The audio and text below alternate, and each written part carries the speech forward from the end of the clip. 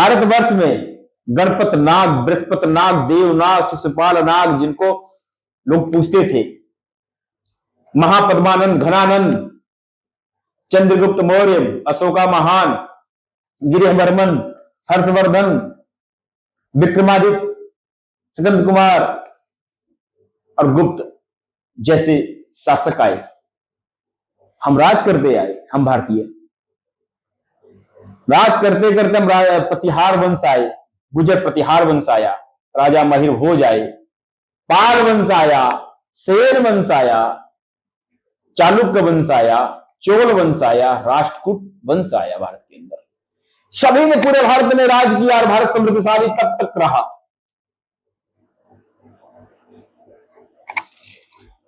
तमिल लंगड़ा भारत में जब आता है 13वीं शताब्दी के आसपास, देखता है यहां बड़े समृद्धशाली लोग हैं, रुक नहीं पाया। भारत के वीर पुरुषों के और उनके प्रक्रम के साथ हमें कोई परेशानी नहीं हुई। हम लड़ते गए, अतताइयों का सामना करते गए, पर भारत पिता के ऊपर दाग नहीं लगने दिया। हम परेशान कहां हुए? हमारे सबसे बड़े दुर्भाग्य का समय 1525 ईस्वी में, जब बाबर जैसे लोगों को हमने बता दे कि भारत में बुला लेते। और देखिए उस मुगल जिन्होंने न्योता दिया उन्हीं से राज छीना उसने। जिन्होंने न्योता देके बुलाया सबसे पहले उसी ने ना राज छीना। और उसका बेटा हुमायूं को नागवंशी क्षत्रियों ने घेर के मारा, वो भाग गया फिर से अफगानिस्तान से होते हुए ईरान चले गया। फिर आता है, फिर भारत के कुछ लोगों ने उसका सहयोग किया और 12 साल की उम्र में उसके बेटे अकबर को राजा बना के उसको संरक्षित कर दिया। और जब वो गया भारत से हुमायूं, तो वहां के राजा ने पूछा, 2.5-3 साल वहां रहा, वहां के राजा ने पूछा तू भाग के क्यों आ गया? बोला क्या करूं, वहां के लोग बड़े वीर हैं, नागवंशी, सूर्यवंशी, चंद्रवंशी, अग्निवंशी, चोलवंशी, महिर, प्रतिहार वंश, बड़े ताकतवर हैं, वो टिकने नहीं देते किसी। पागल हो, जाओ उनमें भेद डालो, अपने लोग लेके जाओ, उनको ब्राह्मण बनाओ, उनको क्षत्रिय बनाओ, उनको वैश्य बनाओ। किया उसने। और उन्हीं लोगों को फिर कहता है कि 40-60 का समझौता करता है। क्या 40-60 कि 40% तुम्हें लाभ होगा और 60% मुझे लाभ होगा। फिर करना क्या है? बोले डोली, अपनी बहन बेटियों का विवाह तुम मुझसे करना शुरू कर देना, पर मेरी बहन बेटी से विवाह मत करना। समझिए आप, 1575 ईस्वी में उसने एक वंश की स्थापना करता है, 9 रत्नों को भी बिठाता अपने वहां, और हमारे शास्त्रों को जला फुला के उसमें मिलावट करता है। जब रामायण हमारे पास 2 बोली में इतनी बढ़िया शुद्ध रामायण बनी हुई है, तो रामचरितमानस का निर्माण करने की आवश्यकता नहीं। रामायण का अगर रामचरितमानस का निर्माण किया भी होगा तो उसमें वर्ण व्यवस्था जैसे तुलसीदास जैसा विद्वान नहीं डाल सकते, तो उसने वर्ण व्यवस्था डाला, यहीं से मेल होता है।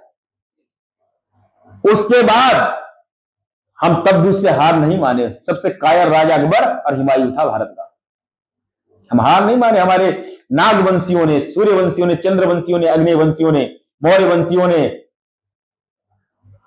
राजा प्रतिहार के लोगों ने, गुजर, पासी, रावत, जाट, लोधी, निषाद, दुसाद, खटेक, कनौजिया, जाटव, जिसको आज चमार कह के लोग मुझे ऐडते ऐसे ना, पूजना चाहिए उनको। क्योंकि रविदास महाराज जी को जब कहा गया कि तुम सनातन छोड़ के इस्लाम कबूल कर लो, तब उन्होंने कहा था वेद धर्म है सबसे अच्छा, अनुपम सच्चा ज्ञान, पोर पोर मेरा काट, चाहे घो कटार, ना पढ़ूं मैं तेरी झूठी कुरान। उन्होंने कहा था। उन्हीं के वंशजों को पढ़िए कभी, चौरसेन क्षत्रियों को, चौरसेन क्षत्रियों को 1478 में पढ़िए सिकंदर लोधी के साथ कैसा संवाद हुआ था। हार नहीं माना उन्होंने और सिकंदर लोधी को दिल्ली में घेर लिया चौरसेन क्षत्रियों ने।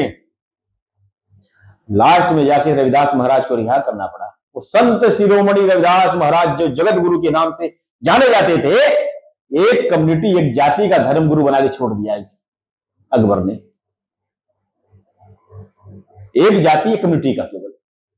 कितने बड़ा षड्यंत्र भारत के साथ हुआ, पर भारत के सबूत बैठे हुए हैं। उसके बाद इन्होंने क्या, वर्ण व्यवस्था आई।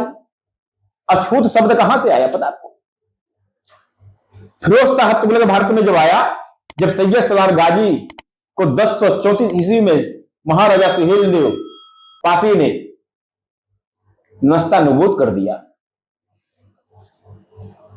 नेस्तानाबूद कर दिया, तब फिरोज शाह तुगलक आया। उसने वहां पे उसकी मजार बनवाई, 9 गजा पीर करके। बहराइच में आज भी जाके देखिएगा 9 गजा पीर, वहां सूर्य मंदिर था महाराजा सुहेल देव पासी जी का। और उनसे जो पूरा अवध नागवंशियों का शासन था। आज भी सुहेल देव, महाराजा सुहेल देव, महाराजा लाखन पासी, महाराजा सीधा पासी, महाराजा सीतापुर है ना, सीधा पासी के नाम से, लखनऊ लाखन पासी के नाम से, बिजली पासी, कंसा पासी, बीरा पासी, ताकतवर क्षत्रिय, आज भी उनके किले खड़े वहां पे। कसमंडी के युद्ध में सर कट गए थे 40 लोगों के, मगर सर कटने के बाद लड़ रहे थे। सैयद सलार गाजी डर के भाग गए। कौन से भूत प्रेत आ गए लड़ रहे? आज भी 45 मिनट तक लड़ा था उन लोगों ने, जिनको आज हम अपमानित करते हैं पासी का। पासी के पा माने पंजा, असी माने तलवार, जिनके हाथों में तलवार हो, युद्ध के लिए हमेशा तत्पर हो, वह पासी। और पासी जो परशुराम के वंशज हो, पसीने से जिनका उत्पन्न हुआ है, जिनका पसीनों से संबंध है, वो अवध के शासक। उन अवध के शासकों ने अपनी बहन बेटी को बचाने के लिए सुअर पाल लिया, सुअर खा लिया, मगर सनातन नहीं छोड़ा। आज हम कहते हैं नीच उनको। वो कहते हैं साक्षात विष्णु भगवान का अवतार, 12 का अवतार सुअर है। अगर सुअर ना रहा होता तो मेरा धर्म ना बचा होता। जिसने अपने ऊपर जरायम पेशा 1871 ईस्वी में लगवा लिया, 210 जातियों ने भारत के जरायम पेशा को पढ़ी होगा भारत के लोगों, 200 जातियों ने लगवाया था जरायम पेशा अपने ऊपर, मगर अंग्रेजों के सामने, मुगलों के सामने, हुनों के सामने अपनी बहन बेटी पेशने की, अपने सनातन को तोड़ा नहीं, जोड़ा। उनको आज हम नीच दलित अछूत कहते हैं। अछूत शब्द वहीं शुरू हुआ था, क्योंकि जहां पे मुगल डोली हरता था, उसमें एक सुअर का बच्चा। बहन बेटी सुंदर बाहर जाएगी तो रंग जो लगाते थे महावर, सुअर के रक्त से लगता था। गाय को काटता थे ये लोग, उस गाय की प्रत्युत्तर में सुअर को इतनी बड़े राड से मारते थे, चिल्लाता था सुअर दूर तक। अब मुगल परेशान होता था। और एक ध्यान रख लेना, आप मुसलमानों को गाली देते हैं, बिल्कुल नहीं। मुसलमान हमारे साथ कहीं ना कहीं हमारा कंधे से कंधे लड़ा के लड़ने वाला था। हमारे को गाली अगर देना चाहिए तो मुगलों को देना चाहिए। अत्याचार, दुराचार अगर किसी ने किया हमारे साथ तो मुगल ने किया, किसी मुसलमान ने नहीं किया। ये ध्यान कीजिएगा। और हम भेद नहीं पाते कि मुसलमान कौन है और मुगल कौन है। तैमूर लंगड़ा की औलाद मुगल है, और मुसलमान वो थे जिन्होंने मोहम्मद जी की बात सुन के चले गए थे, जो हमारे धर्म से विमुख हो गए। हमारे बीच ही लोग गए, वही गए ना। और कौन गया? चंद्रवंशी क्षत्रिय। भुज बल भूप भूम महिकीना और विपुल बार महिदेव नदीना। परशुराम जी ने क्या कहा? इतराओ मत क्षत्रियों, 21 बार इस धरा से विहीन करके मैंने इस धरा को महर्षि कश्यप भगवान शिव के चरणों में समर्पित कर दिया है। श्लोक बोला था, भुज बल भूप भूम महिकीना विपुल बार महिदेव नदीना। चंद्रवंशी क्षत्रियों, तो चंद्रवंशी क्षत्रिय वही है जो मुसलमान आज बन गए हैं सुन्नत मुसलमान, जिन्होंने सुन के बना, मारा नहीं गया, भय से भाग गए। समझ गया? वही चंद्रवंशी क्षत्रिय आज मुसलमान है। आज चंद्रमा को देख के ईद मनाते हैं। हम सूर्य को देख के चलते हैं। सूर्य संक्रांति प्रवेश करता तो हम महीना मानते हैं, वो चंद्रमा से अपना हिजरी मानते हैं। बात तो एक ही है ना। तो इसीलिए हमें जाति धर्म के चक्कर में ना पड़ के इस भारतवर्ष को मजबूत करना है। मुगलों का सामना करना है, हुनों का सामना करना है, शाकों का करना है, जिन्होंने हमारे देश को लूटने के लिए जो आए थे। अवन आए थे, अफगान आए थे, तुर्क आए थे। हम उनको अपना दुश्मन मानते नहीं, हम तो उनको हीरो मानते हैं। बोलते अकबर महान, सबसे बड़ा लुटेरा अकबर, जिसके हरम में 5000 हमारी बहन बेटियां हों, वो महान कैसे हो सकता है? हो सकता है। ये चीजें हैं। तो इसीलिए इन सब चीजों से हमें निकलना है। और मैं जाति का तो बिल्कुल विरोधी आदमी हूं। शिव जी ने कहा था हम ढाई जात हैं, नर, नारी और किन्नर। नर की बनावट अलग, नारी की अलग और किन्नर की अलग। यही है ना भेद, और कोई भेद तो है नहीं। हाँ, जानवरों में जातियां हैं, पक्षियों में जातियां हैं। बोले कैसे महाराज? गाय की योनि अलग, सांड का लिंग अलग। बड़ी लिबड़ी जा रहा हूं ये बातें बताने के लिए आप लोगों को। वही भैंस की योनि अलग, और भैंस क्या जो भैंसा उसकी योनि अलग। कुत्ते की लिंग अलग और उसकी योनि अलग। वही कुत्ते की प्रजाति भेड़िया है, उसका अलग, अलग अलग, और सभी की विष्ठा अलग, सभी की विष्ठा भी अलग। इसीलिए उनमें जातियां हैं। पर हमारी तो विष्ठा भी एक जैसी, लिंग भी एक जैसे और योनि भी एक जैसी। उसमें कोई संदेह नहीं है किसी प्रकार से। तो हमें तो कोई भेद नहीं होना चाहिए। उनमें भेद है क्योंकि उनका तो लिंग से ही सब अलग है, विष्ठा से अलग है। भाई बकरी की लिंडी अलग, मेमने की लिंडी अलग है ना। गाय का गोबर अलग, भैंस का गोबर अलग, विष्ठा से ही फर्क पड़ जाएगा। मगर इंसान में तो ऐसा नहीं है ना। तो भेद किसका? तो मानवता से अगर कोई भेद कर रहा तो समझ लेना साधु सन्यासी नहीं। किसी का सर काटने की बात कर रहा तो साधु सन्यासी नहीं। तो समझ लेना कि अपनी रोटी रोजी चला रहा है। और आपने कहा ब्राह्मण, मैं ब्राह्मण उसको मानता हूं जो सनातनियों को एक करके लेके चले। सनातनियों में जाति, संप्रदाय, भेदभाव से उसमें अलगाव ना करे, वो ब्राह्मण। ब्रह्म जानते ब्राह्मण। ब्रह्म की परिभाषा क्या? जो ब्रह्मा के बनाए हुए लोगों से प्रेम करे, सहयोग करे, दान करे, वही ब्राह्मण। अन्यथा वो ढोंग कर रहा है।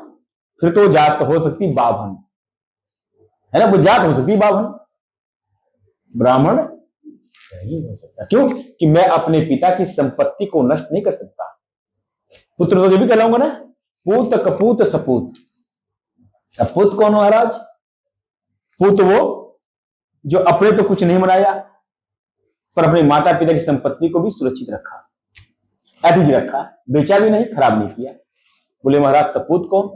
तो माता पिता ने कुछ नहीं दिया मगर इतना बना दिया कि लोग कहते उनके फलाने का पूत है जी, बड़ा सपूत है। अपने माता पिता का नाम देश प्रदेशों में भी और उनकी संपत्तियों को आगे बढ़ाया, उनके वंश को आगे बढ़ाया। अब कपूत कौन?